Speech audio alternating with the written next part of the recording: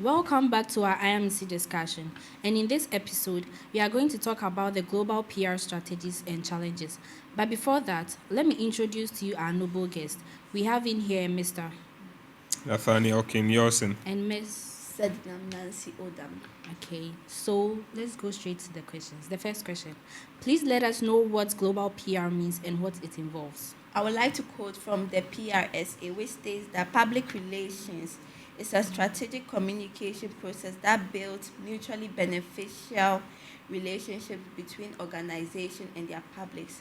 This basically means that companies finding ways of communicating their messages to an audience, and most likely a global audience, because we are dealing with international marketing, for them to have a positive view of the company as a whole. We can also say it is the practice of managing communications and relationships with various stakeholders across the global scale. Yeah.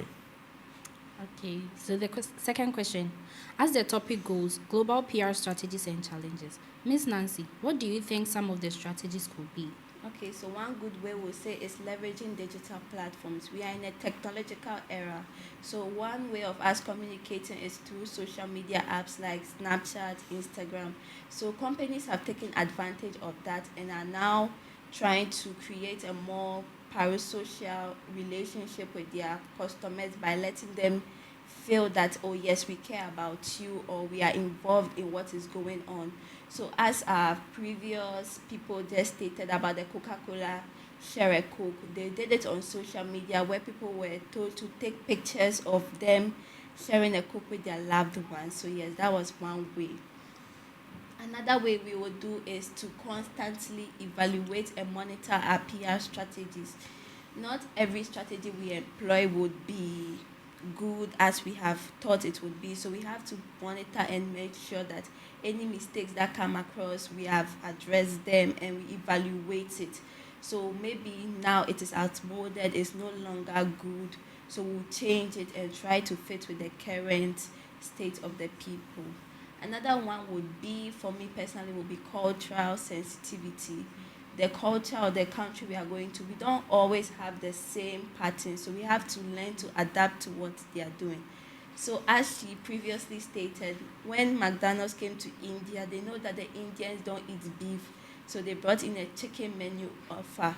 Another would be when McDonald's went, no, sorry, not McDonald's, Coca-Cola. In Coke, when you are drinking Coke in Arabian countries, instead of red, it is rather green and white to show cultural sensitivity, and this makes people have a positive view of the brand as a whole.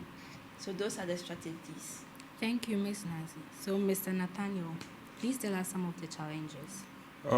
The challenges, we can talk about cultural differences. One must understand and respect cultural nuances because what works in one country may not resonate with what works in another. So it is important for PR strategies to be tailored to fit local customs, values, and communication skills. We can talk about language barriers. Language difference can lead to miscommunication. It is essential to ensure that translations are accurate and culturally appropriate to avoid misunderstandings. And then we can talk about the media landscape variations because there are because different countries have varying media structures, including the dominance of social media, traditional media, and state-controlled outlets. PR strategies must adapt to these differences to effectively reach the target audience. Thank you. To draw the curtains down, I would love to thank all our humble guests for gracing us with their presence. Your input was highly valued. And to our viewers out there, we love you so, so much. Lastly, I would like to give a big thumbs up to Jandu Studio for hosting this show. My name is Penyole Jewadankwa, and I'll see you next time.